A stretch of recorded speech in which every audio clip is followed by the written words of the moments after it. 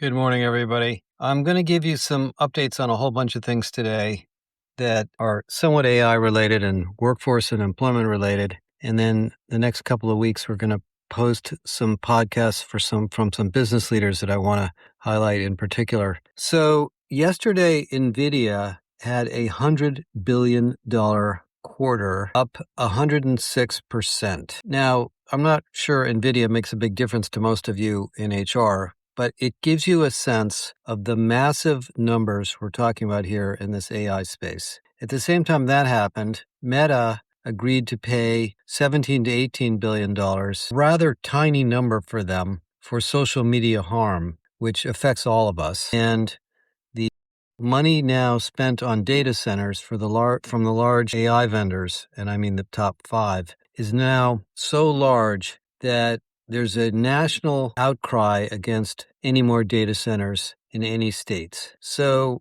I got a lot of calls yesterday. I had 2 calls with reporters on the economics of this. And the perspective that we're bringing to market with you guys in the HR 2030 work, and we're doing workshops with companies now. So if you want some help, just let us know. We'll put together some time to come visit with you.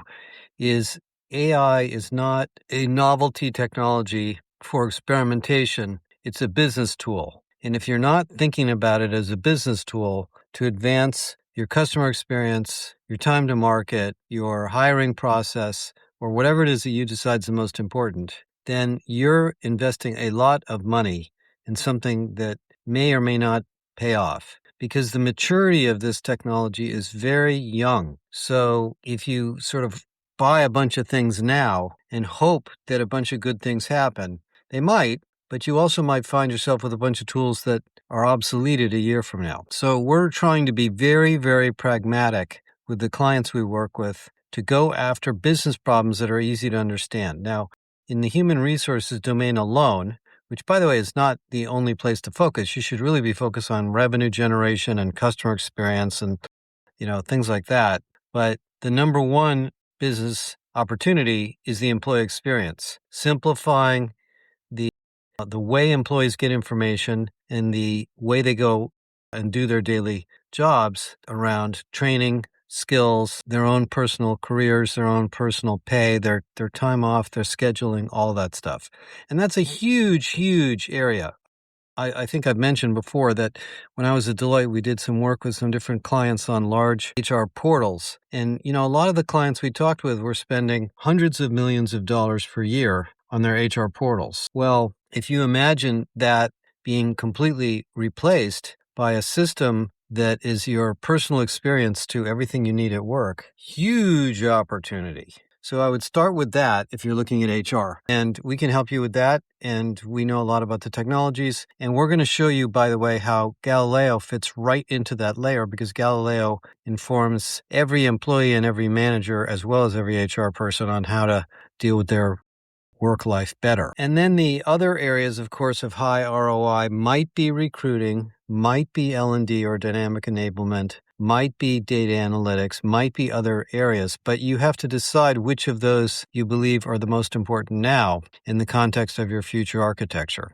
These numbers are spectacularly high. I mean, I kind of joke about this where I live in California. $1 billion now is kind of what $1 million used to be when I was young.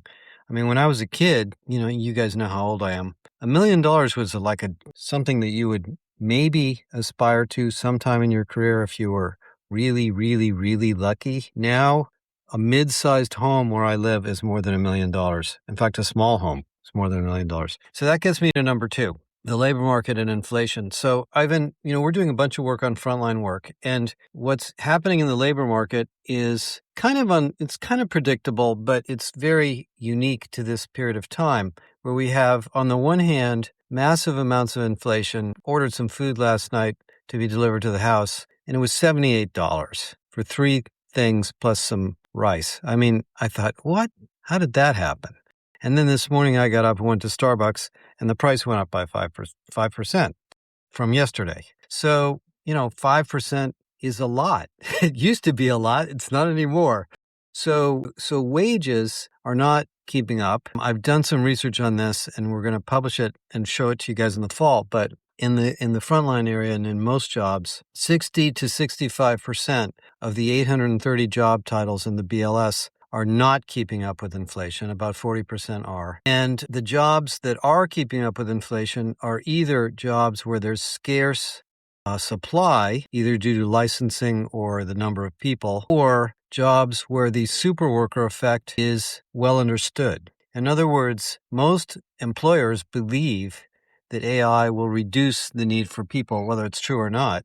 But there are some jobs now where AI has already created a superworker effect, which is what our book, Superpowered, is all about. And those jobs are going up in salary. So those are the jobs that are staying ahead of inflation.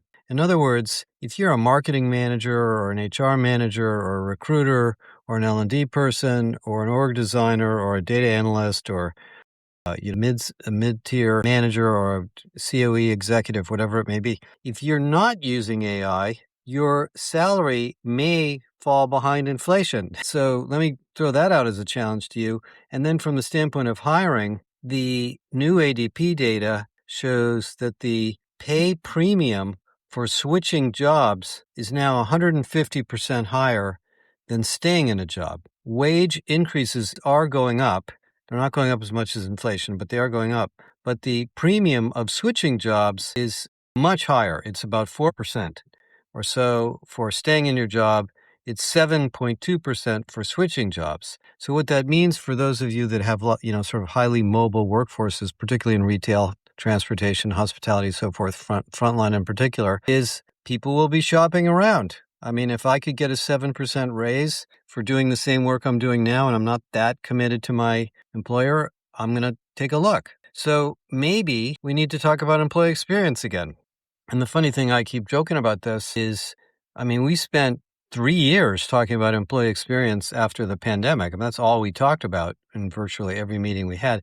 No one even asks about it. No one even talks about it now. It's all about productivity and AI and growth. So in the growth economy that we're in now, whether it's slowing or not, you got to think about this issue of pay and retention. And we're going to do a lot more work on pay. But the new version of Galileo, by the way, is going to have a lot of new pay data in it. So you're going to be able to do a lot of pay benchmarking in Galileo. Are you keeping up with inflation?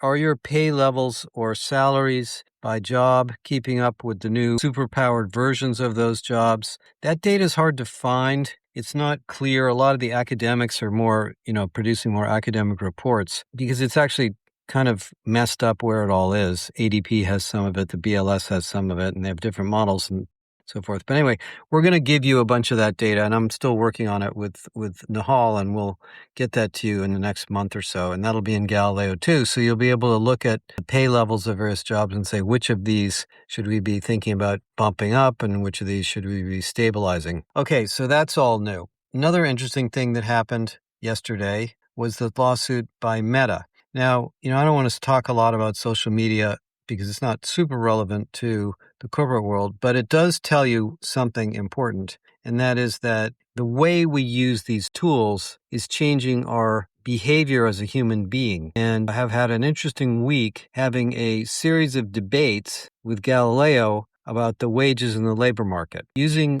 one of the models in Galileo has access to all the models. I've been literally having a debate all week with Galileo about the labor market and wages and the impact on different jobs. And it's pretty good at debating with me. I'm a debater by nature. So I've been kind of getting a kick out of it. And then I realized, I looked back at some of the things it was telling me, is it was kind of pretending to agree with me all the time when I actually wanted it to challenge me on some of these issues. So I'm not sure where this applies in our corporate chatbot world, but we've got to be sort of careful that the social media effect doesn't happen in AI, where the system tries to accommodate the presumption that you have and doesn't tell you the truth. If you look at the HR 2030 demos we have and the blueprint, we're putting together a bunch of business cases that are very hard-hitting business cases. How to do an M&A, how to grow, how to hire people, how to deal with workforce transformation, how to deal with product transformation,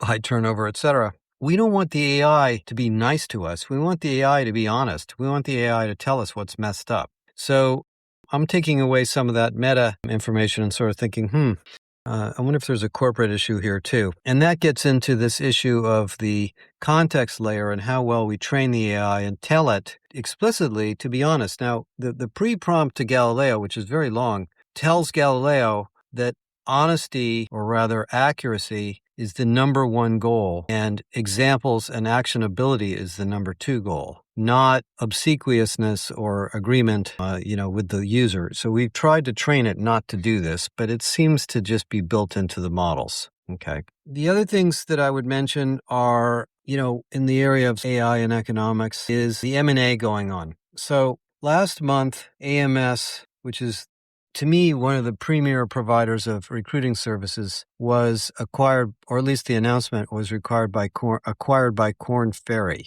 Korn Ferry is a very odd company.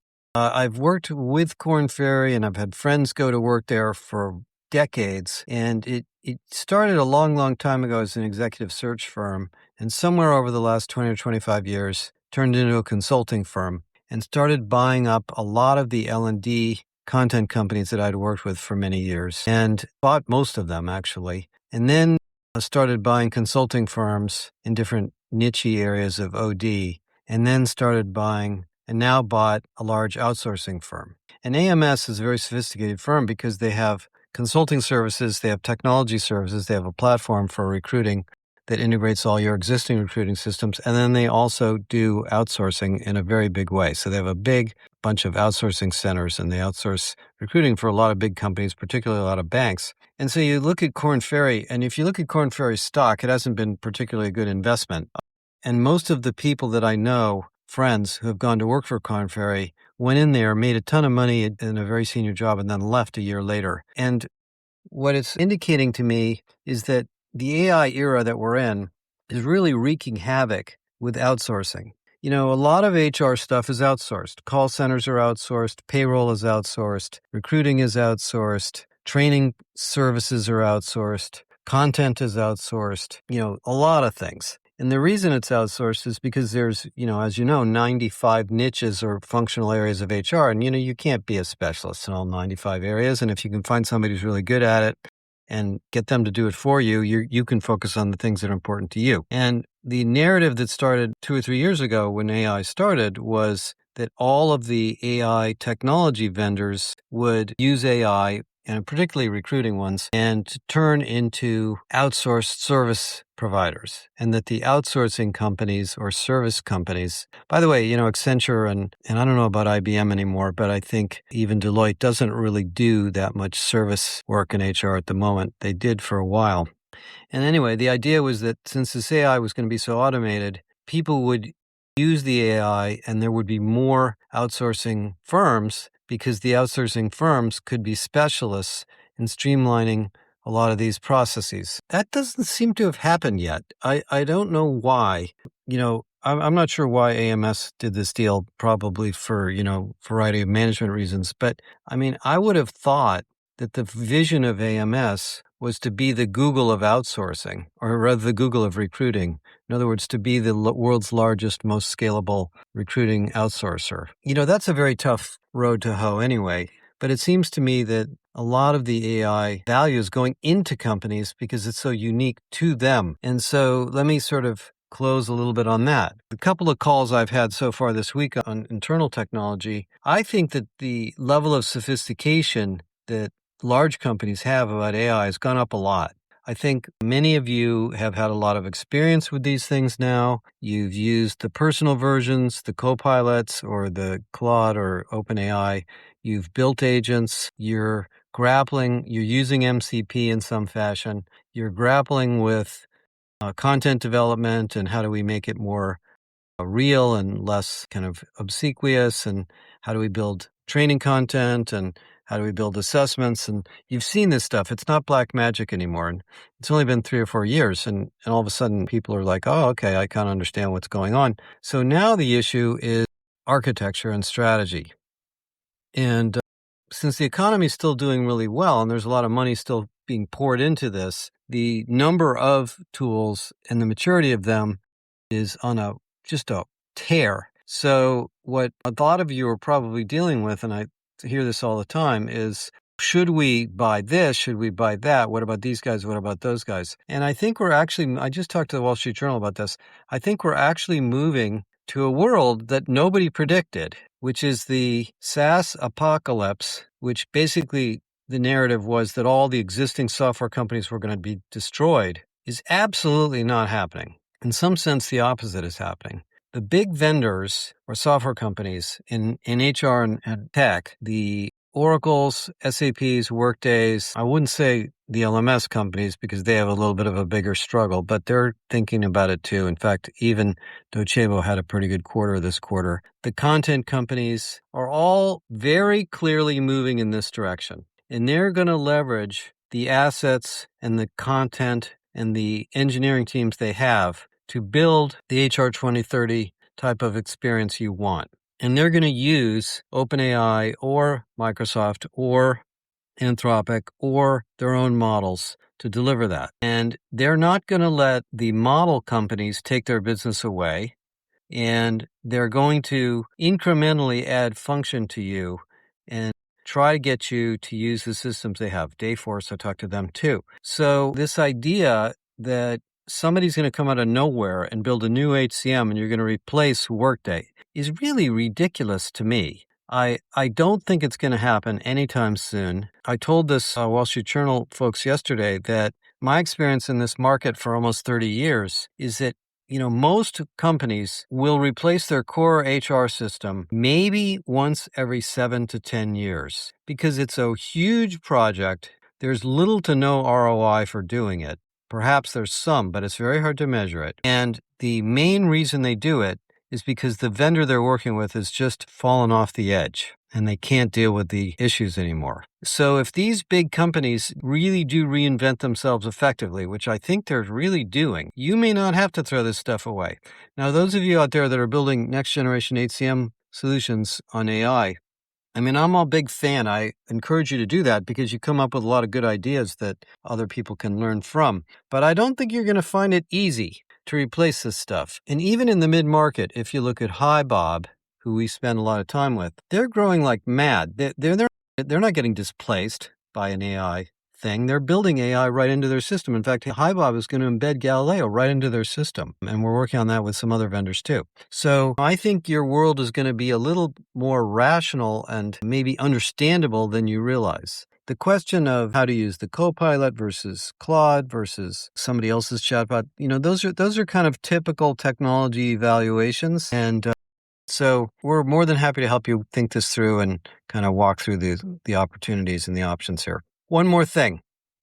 This week is the last week you can sign up for the GHRE inaugural session. This is the most valuable, high-performing, exciting learning and development thing that we have ever built. I am really proud of this. This is our masterclass in all aspects of senior HR and technology. It's a 12-week program, about 50 hours of training. You will get a certification. You will be an alumni of the Josh Bersin Institute. We will take care of you for the rest of your career. We have about 60 companies joining already. There's seats left through the end of this week. So go to the GHRE part of our website and sign up this week. You're going to be busy. It's a little bit like a master's degree. You're not going to be able to just take a few clicks here and there and then leave.